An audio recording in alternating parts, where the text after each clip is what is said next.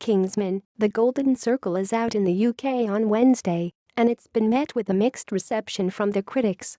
The follow-up to 2014's Bond spoof, Kingsman: The Secret Service, continues from where the first film left off. The Telegraph's Robbie Collins said, "Even an all-star cast can't save this interminable sequel."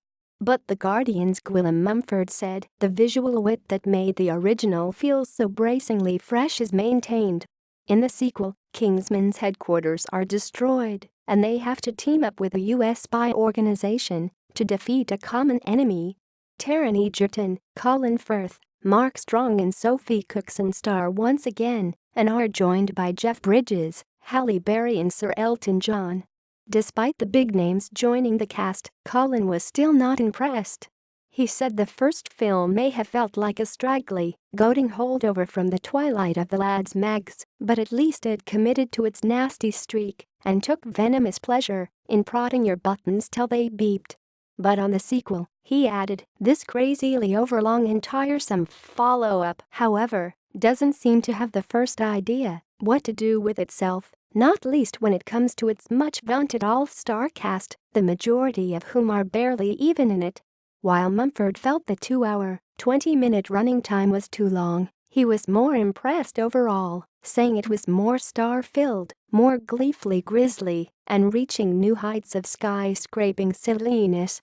He added, every crass of tone-deaf moment is matched by a wonderfully droll one-liner nugget of razor-sharp satire.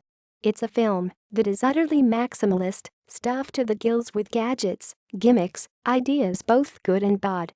An exhausting, exhilarating watch. Drab Heroes. Another fan was The Hollywood Reporter's Todd McCarthy, who, although also questioning the film's length, wrote, "What seemed, at the outset, to be too much finally feels quite alright by the end." This fleet-footed, glibly imaginative international romp stays on its toes and keeps its wits about it most of the time, with entertaining and pointedly US-friendly cast additions. Screen Daily's Tim Grierson was another who did not enjoy watching the sequel, saying the film is not nearly as cool as it thinks it is. He added, this sequel boasts more stars and a larger scope, but director Matthew Vaughn's live-action comic book aesthetic has clear limitations that no amount of calculated cleverness can remedy. The bigger canvas only serves to highlight the franchise's weaknesses, which includes a raft of drab heroes. Rebecca Pale of Film Journal International feels that one of the film's highlights is the performance of Sir Elton, saying, Vaughn has crafted a film that's stylish and amusing and makes wonderful use of Elton John, and that's not something every director can manage. Further, all the actors are on point. Pedro Pascal delivers on the charisma that made him a standout on Game of Thrones, and Julianne Moore is clearly having a grand old time playing Poppy. Egerton and Firth just plain elevate the material, imbuing their characters with a depth of emotion absent from the script.